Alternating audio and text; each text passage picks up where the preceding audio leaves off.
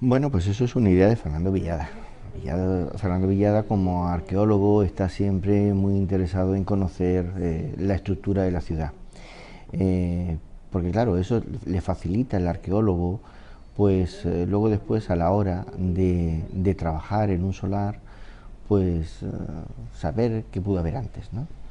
Eh, Uno de los problemas que se encuentra el arqueólogo normalmente cada vez que se abre una zanja en cualquier sitio es que aparezcan restos humanos. Y claro, ya empezamos con las especulaciones. Eso es lo que da siempre un poco de preocupación. Entonces él hacía mucho tiempo que quería hacer un estudio sobre los distintos enterramientos que ha habido en la ciudad a través de los tiempos. Entonces él diseñó el libro en tres grandes partes. Eh, eh, Él se ha encargado de las necrópolis y enterramientos de la Edad Antigua. Eh, el arabista e historiador Virgilio Martínez Enamorado ha hecho la parte medieval y yo he hecho lo que sería la parte moderna y contemporánea, es decir, y bueno, pues ha sido un trabajo difícil, largo, eh, copioso, ¿no? Pero para mí muy entretenido, yo he aprendido mucho, naturalmente, porque en las investigaciones se aprende, y bueno, pues yo creo que ha quedado un libro bueno. Y para aquellas personas, digamos, en la época más moderna, que se pregunten, bueno, aquí a la gente la enterraba en cualquier sitio, no donde pillara, pero en cualquier sitio. Yo me Claro, acuerdo en Los Remedios, cuando el padre Nella hizo el comedor, claro, que allí había cadáveres. Yo me llevo claro, una calavera a mi casa, no te digo más. Y cuando el padre Nella se enteró, me dio dos cosquis y claro. yo con toda la buena voluntad del mundo digo, uy, qué cosa más bonita. Quiero decir que, ¿dónde se enterraba aquí la gente? Claro. ¿Cuántos cementerios había? Pues Desde mira, el siglo XV se entierra en el interior de las iglesias y fuera de las iglesias prácticamente no se entierra más que a personas a los que se les ha negado la sepultura eclesiástica, gente de otra religión, porque hay que entender que aunque el 90% de los habitantes de Ceuta a partir de la conquista de Portugal son cristianos, también hay esclavos, ¿no? Y hay personas que, bueno, hay judíos, entonces, excepto personas de otras religiones eh, y personas de oficios viles que se consideraban en la época, casi todo el mundo era enterrado en el interior de los templos, bien en sepulturas propias, personales, familiares, bien que era lo más frecuente en sepulturas de cofradías. Normalmente no había inscripciones, nada más que inscripciones a lo mejor de la hermandad o si era de la familia, pero en general el enterramiento, la gente no tenía esa necesidad de perpetuarse a través de una sepultura propia, una inscripción, un nicho. Es más, incluso en panteones tan importantes como el de África, cada 5 años se sacaban los restos de todos, incluso de los gobernadores, se echaban al osario y se volvían a llenar. Es decir, que no había esa necesidad. En nuestro caso, alrededor de la iglesia de África, de la catedral de los Remedios y de San Francisco, eh, no había más que los llamados osarios o carneros, que eran cementerios de emergencia, fosarios para epidemias, casos de gran mortandad por una batalla, poco más.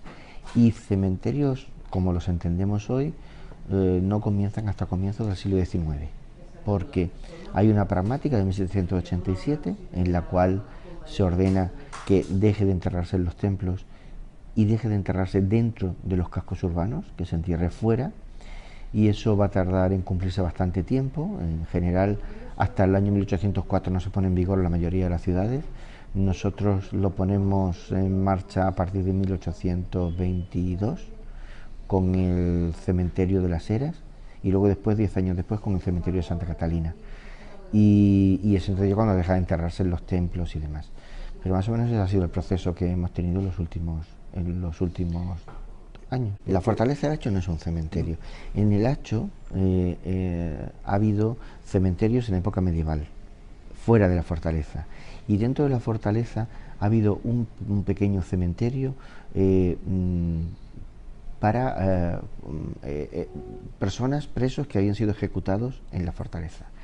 Y eso era muy raro. Es decir, realmente ahí había un pequeño cementerio que se crea pues porque en un momento determinado hay una ejecución masiva de 300 personas y el cementerio nuestro no estaba preparado para asumirlo en la fosa común ni tampoco en su exterior. Y por eso es una cosa ocasional, se hace ese cementerio.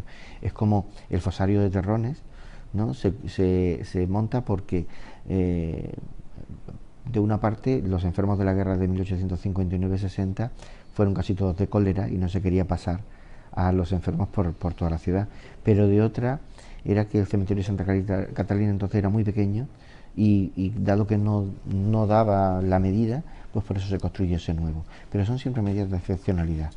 Esas ejecuciones del Hacho, ¿a qué época pertenecen? Pertenecen a los años 30-40 del siglo XIX, movimientos carlistas.